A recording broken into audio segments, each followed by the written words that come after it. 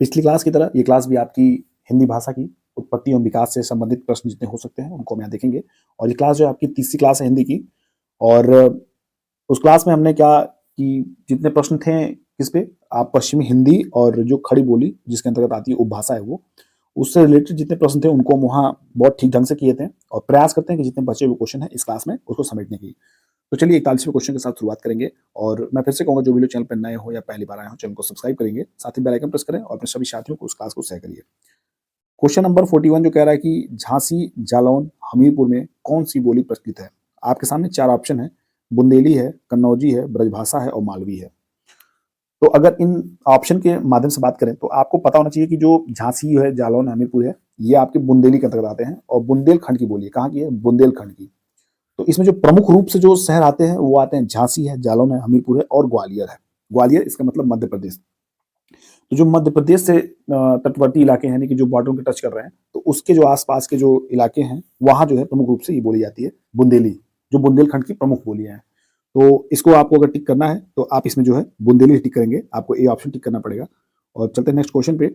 42वां number प्रश्न है, क्या कह रहा है कि ध्रुपद गायन, देखिएगा ध्रुपद गायन बहुत ही ये एक अच्छा टॉपिक है, यहाँ पे इसको समझने वाली बात है कि ध्रुपद गायन का संबंध किस भाषा से है। तो ध्रुपद गायन का संबंध जो है सीधे से बात करें तो ब्रजभाषा से है। और अधिकांश विद्वानों का जो मत है कि 15वीं शताब्दी में ग्वालियर के राजा जो कौन थे, मान सिंह तोमर ने इनकी रचना की। किसकी? यानी कि ध्रुपद गायन की।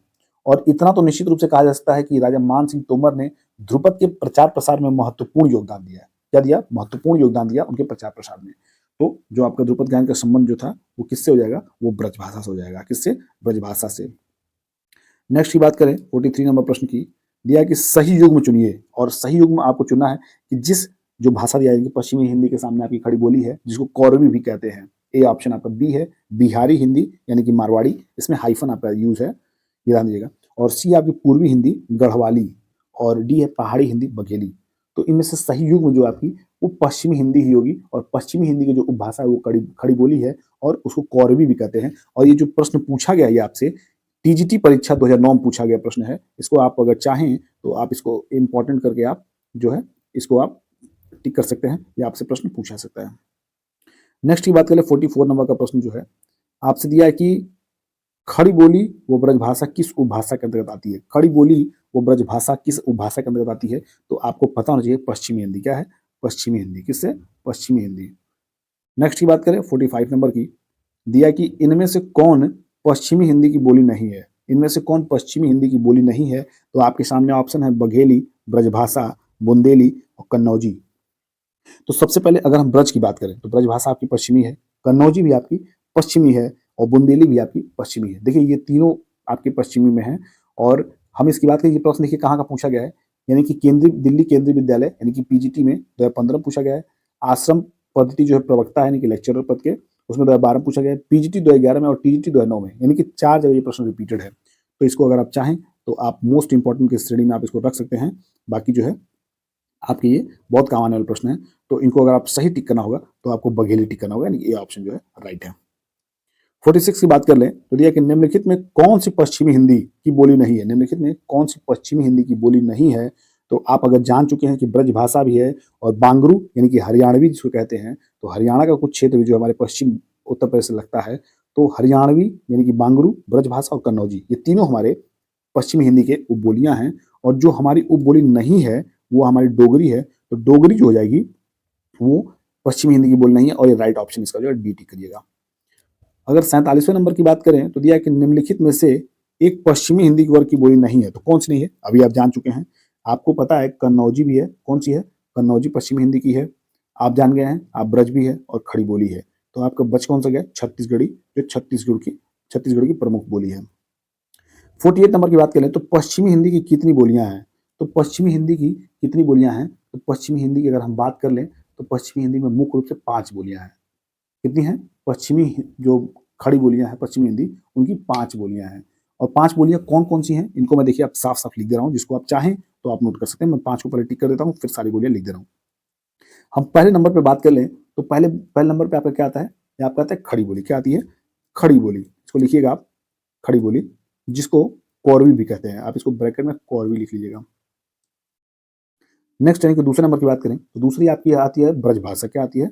ब्रज भाषा। फिर हम तीसरी की बात करें तो तीसरी आपका क्या है, तीसरी आपकी हरियाणा है। क्या है, हरियाणा। तो हरियाणा भी आपका हरियाणवी जो है, यानी जिसको बांगुर भी कहते हैं, वो तीसरे नंबर की। चौथी की बात करें तो बुंदेली। क्या आ गया, बुंदेली, जो बुंदेलखंड की भाषा है। पांचवी की बात कर लें तो आपकी कन्नौजी। तो ये 5 जो प्रमुख उपभाषा है किसकी, पश्चिमी हिंदी की। इसको आप नोट जरूर करिएगा, ये आपसे पूछा सकता है और इसमें कंफ्यूज हो जाएंगे। 49 नंबर के प्रश्न की बात करें तो दिया कि पश्चिमी हिंदी में कौन बोली है। तो आप अभी तक पढ़ते आ रहे हैं कि कन्नौजी है। कौन सी है, कन्नौजी है, बुंदेली है, हरियाणवी है, ब्रजभाषा है और खड़ी बोली है। तो आपको ऑप्शन में कन्नौजी दिख रहा है, कन्नौजी टिक करिए, अपना टाइम वेस्ट मत करिए, आगे बढ़िए। नेक्स्ट क्वेश्चन 50 नंबर का। क्या क्वेश्चन में कह रहा है कि इनमें से कौन सी बोली पश्चिमी हिंदी के अंतर्गत नहीं आती है। तो कौन सी बोली नहीं आती है, 4 ऑप्शन आपके सामने है, उसमें से आपको ऑप्शन चूज करना, जल्दी बताइए कौन सा ऑप्शन सही होगा। अगर हम बात करें कि पश्चिमी हिंदी के अंतर्गत कौन सी नहीं आती है, तो आपको पता होना चाहिए खड़ी बोली जो है ये आपकी आती है, ब्रजभाषा भी आती है, कन्नौजी भी आती है, आपकी अवधि जो है वो आपकी नहीं आती है। अवधि जो है आपकी पूर्वी हिंदी से रिलेटेड है, आगे इसकी बात करेंगे हम। 51 नंबर का प्रश्न आपके सामने है, कन्नौजी जो है हिंदी की किस उपभाषा की एक बोली है। तो कन्नौजी जो है आपकी पश्चिमी जो है हिंदी की एक उपबोली है, इसको आप टिक करिए। नेक्स्ट क्वेश्चन 52 नंबर का आपके सामने, खड़ी बोली हिंदी की उत्पत्ति। खड़ी बोली हिंदी की उत्पत्ति हुई है, किससे हुई है।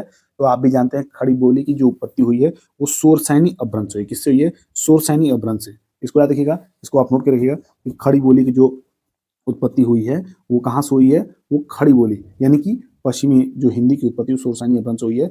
खड़ी बोली के कई अन्य नाम हैं जिनके आप हिंदुस्तानी कहते हैं, कौरवी कहते हैं और सर हिंदी के नाम से भी जानते हैं।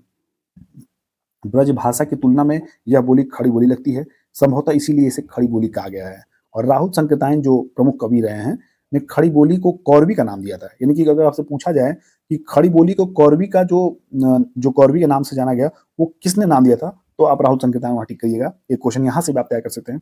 और इसका क्षेत्र है वो देहरादून का मैदानी भाग, जैसे सहारनपुर, मुजफ्फरनगर, मेरठ, दिल्ली नगर, गाजियाबाद, बिजनौर, रामपुर और मुरादाबाद है। मागधी जो अपभ्रंश है वहां से बिहारी हिंदी की उत्पत्ति हुई है। क्या हुई है, बिहारी हिंदी की। और इसकी प्रमुख उपबोलियां कौन कौन सी हैं, भोजपुरी हैं, मैथिली हैं तथा मगही हैं। और अर्धमागधी की बात कर लेते हैं, मागधी और अर्धमागधी दोनों पढ़ चुके हैं। और अर्धमागधी जो है वो पूर्वी हिंदी की उत्पत्ति हुई है, जिसकी प्रमुख बोलियां हैं अवधी हैं, बघेली हैं और छत्तीसगढ़ी हैं। तो इस तरह आप सारी चीजों को डिटेल समझ लीजिएगा, और जितना मैं बता रहा हूँ ये आपके यूजफुल चीजें हैं। 53 की बात कर लें तो निम्नलिखित में से कौन सी बोली पश्चिमी हिंदी के अंतर्गत नहीं आती है। तो निम्नलिखित में से कौन सी बोली पश्चिमी हिंदी के अंतर्गत नहीं आती है, आपके सामने है। ऑप्शन है ब्रजभाषा है, अवधी है, बुंदेली है, कन्नौजी है। तो पश्चिमी हिंदी के अंतर्गत कौन सी आती है, आपकी अवधि नहीं आती। क्या नहीं आती, अवधि। 54 नंबर की बात कर लें तो दिया कि रामपुर, मुरादाबाद, बिजनौर, मेरठ, देहरादून, मैदानी भाग और सहारनपुर की बोलियां हैं। तो आप अभी इतना पढ़ के आप देखे हैं, तो अगर आपसे ये प्रश्न किया जाए तो आप सबसे पहले जो है खड़ी बोली टिक करिएगा। जब आपसे रामपुर आ गया, मुरादाबाद भी आ गया और बिजनौर भी आ गया, तो ये तीनों अच्छे, तो जो है आपको सहारनपुर भी इसमें है, तो आपको खड़ी बोली यहाँ टिक करना होगा। नेक्स्ट की बात करें 55। 55 क्या कह रहा है कि दिल्ली व मेरठ के आसपास की बोली का क्या नाम है। तो दिल्ली और मेरठ भी आसपास की जो बोली है वो आप जानते हैं, वो खड़ी बोली है। क्या है, खड़ी बोली। तो इस तरह अगर आपको टिक करना हो तो आप किसको टिक करेंगे, आप खड़ी बोली टिक करेंगे। दिल्ली और मेरठ के आसपास खड़ी बोली बोली जाती है। बात कर लें हम 56 नंबर का प्रश्न है कि खड़ी बोली का दूसरा नाम है। तो खड़ी बोली का दूसरा नाम जो कौरवी है, और किसके थ्रू नाम दिया गया, तो ये नाम दिया गया डॉक्टर राहुल संकृत्यायन। किसके नाम दिया, राहुल संकृत्यायन। ठीक है, इसको याद रखिएगा। और ये कहाँ के रहने वाले थे, तो ये आजमगढ़ के रहने वाले थे, जो यूपी में आपका पड़ता है, इनको याद रखिएगा।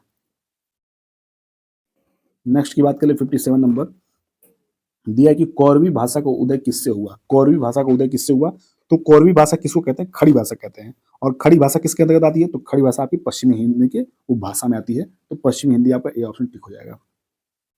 नेक्स्ट की बात करें, ये भी प्रश्न कौरवी पे ही है। 58 नंबर, कौरवी किस बोली कहते हैं, तो कौरवी जो है खड़ी बोली कहते हैं। इसको भी आप बहुत आसानी से टिक कर सकते हैं। 59 नंबर का प्रश्न है कि खड़ी बोली हिंदी का अन्य सही नाम है। खड़ी बोली हिंदी का अन्य सही नाम है, तो खड़ी बोली का जो है कौरवी कहते हैं। इसको आप ये टिक करिएगा। और इस क्लास के लास्ट क्वेश्चन की बात कर ले 60 नंबर का, तो दिया कि अवधि किस बोली की अपभ्रंश से विकसित है। तो अवधि जो है, अभी आप मैं देखिए मागधी बताया हूँ, अर्धमागधी बताया हूँ। देखिए मागधी से जो है मुख्य रूप से आपके जितने भी बिहारी जो भाषा हैं वो आपके आते हैं, और अर्धमागधी में क्या आते हैं, अर्धमागधी से आपके ये जितने भी प्रश्न हैं, क्या कहते हैं उसको, अर्धमागधी से, जैसे कि आपकी पूर्वी जो हिंदी आती है, पश्चिमी तो आपका जस्ट अलग हो गया, विपरीत हो गया, लेकिन पूर्वी की बात कर लें तो वो अर्धमागधी से आते हैं। तो इसमें जो आपको टिक करना होगा वो अर्धमागधी, और अर्धमागधी पे जितने प्रश्न बन सकते हैं, यानी कि पूर्वी हिंदी की बात कर लें जिसमें अवधी, बघेली और छत्तीसगढ़ी आती है, उन पे आगे प्रश्न और ढेर सारे हैं, उनको हम नेक्स्ट जो सीरीज आपकी चौथी नंबर की आएगी उसमें हम खूब अच्छे से प्रश्न जितने हैं उनको वहां देखेंगे। तो चलिए इस प्रश्न को और इस क्लास को समाप्त करते हैं। मिलते हैं अगले क्लास में, तब तक के लिए शुभकामनाएं आपके साथ है। पढ़ते रहिए, मस्त रहिए, स्वस्थ रहिए। Bye bye, take care.